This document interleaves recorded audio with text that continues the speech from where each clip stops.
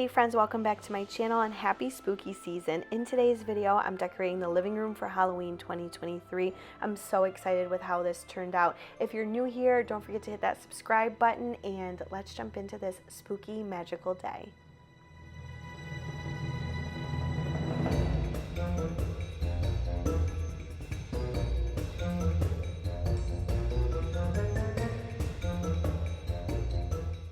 I want to share with you the state of the living room before we get started. I've removed most of the decor and family pictures from the shelves, and we have all of the Halloween decor laid out. I don't normally remove everything from these shelves, but this year I was looking for a cleaner backdrop to the larger pieces I plan on bringing in as the focal point of the room. Now that we have everything removed and it's all nice and clean, I'm just going to add in a few Halloween pieces. Now the shelves were definitely inspired by Halloweentown, which I have been binging with my youngest this holiday season, and then you'll see the focal points that I bring into the room. Those are more inspired by Vampire Diaries. I've been binging that with my oldest. It reminds me of Mystic Falls and everything just spooky. So definitely the theme this year is nostalgic Halloween, because I've just been binging Vampire Diaries for like what, a decade now, and then Halloweentown is definitely a childhood favorite. So you're gonna see a few different inspirations in this room, but the way it all comes together, I absolutely love it, and I think you guys are gonna like it as well.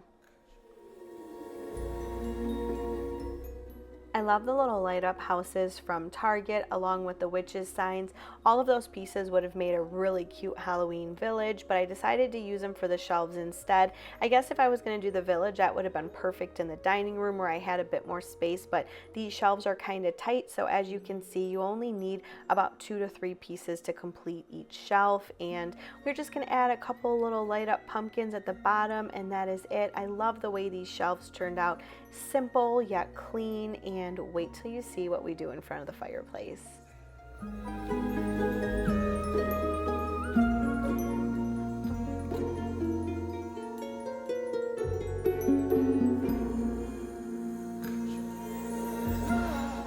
The original plan for the living room was to take my black Christmas tree and decorate it for Halloween, but I knew that wouldn't give me the Mystic Falls vibe I was going for. So when I found this black drippy garland from Grandin Road, I knew it was exactly what I needed for the fireplace. It's both spooky and magical, plus it matches the black branches I wanted to add to the corner of the room.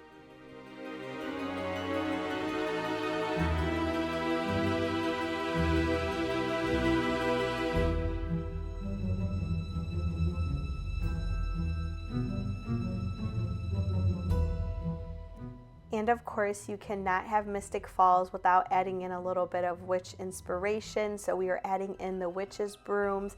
I love how this completes the area. The next large piece I'm adding in is this beautiful willow tree from Home Depot. This, you guys, I drove so far to find this because it was sold out at all the stores near my house. I love that it has the different color options. This is actually outdoor decor and would look very cool blowing in the wind, but I loved it to give me that Mystic Falls forest feel. Now we are just going to add in some cozy pieces to complete this area. I also added in some flashing, twinkling lights to the enchanted broom, and I think it was exactly what it was missing.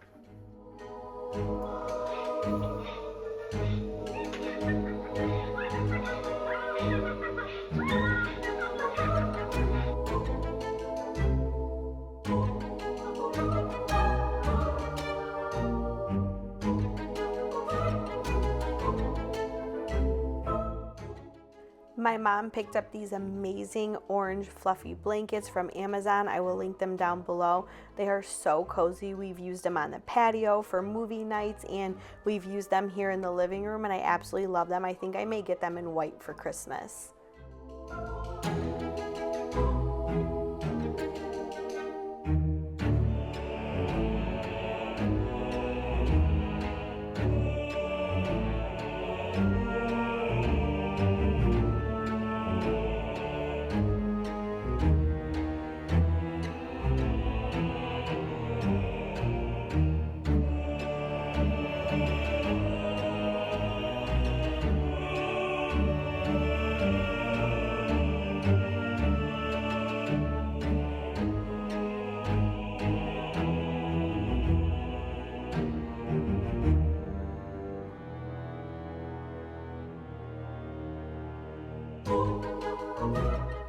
I absolutely love the way the living room turned out this year. It's so different than anything I've ever done before. Make sure you stick around to the very end for my highly requested pot roast recipe and to see our family movie night.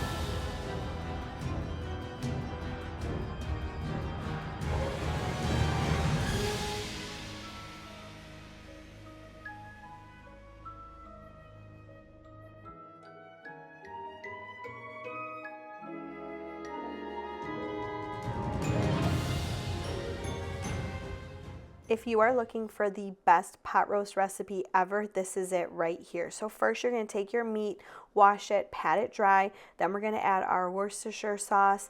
After we do that, I want to just spread everything in to make sure it's evenly coated. I'm going to add in some onion powder, garlic powder, salt, and pepper. Once we get all of that evenly distributed, I'm going to pat it in to make sure it sticks, and then we will add it to a hot pan.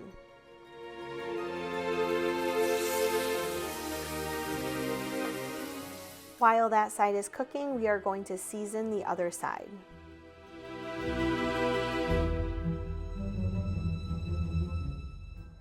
I'm going to let that cook for about 8 minutes and then flip it over. While that side is cooking, I'm going to preheat my slow cooker and I'm going to chop up all my vegetables. I get a ton of questions about this slow cooker and I will link it down below. It's actually a slow cooker, air fryer, rice cooker combo and I love it. I really do. I don't necessarily love the air fry feature on it, but I love it for cooking rice and for also using it as a slow cooker because you can put a ton of food in it at one time. For the vegetables, I'm adding in your basics, the onions, carrots, and celery. I'm also going to add in some small baby potatoes. Next, for the seasonings, I'm going to add in about 3 tablespoons of garlic. If you're making a smaller pot roast, you could probably do half this amount, but we love to season as we go. It really yields the best results when you're looking for a very moist and flavorful pot roast. So I'm going to add in more of all of the seasonings that we used for the meat in the beginning. I'm also going to add in this Kinder's.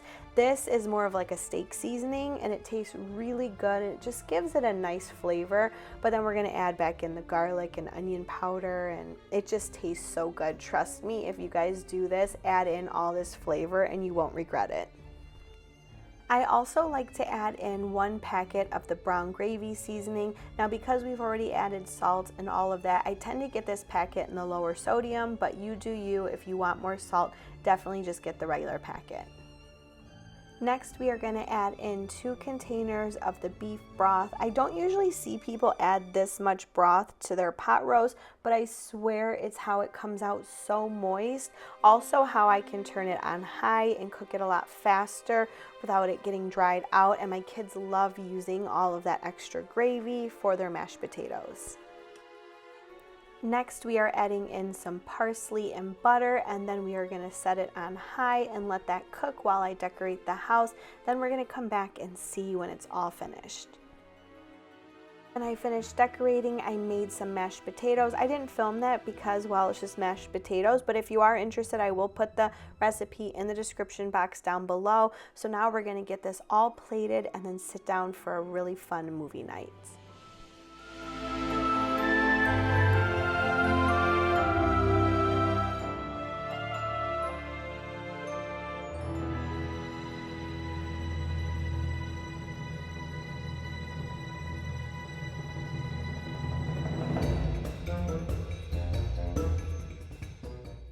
I hope you guys enjoyed today's video. Don't forget to give it a thumbs up and subscribe, and I will catch you very soon in the next one. Bye guys.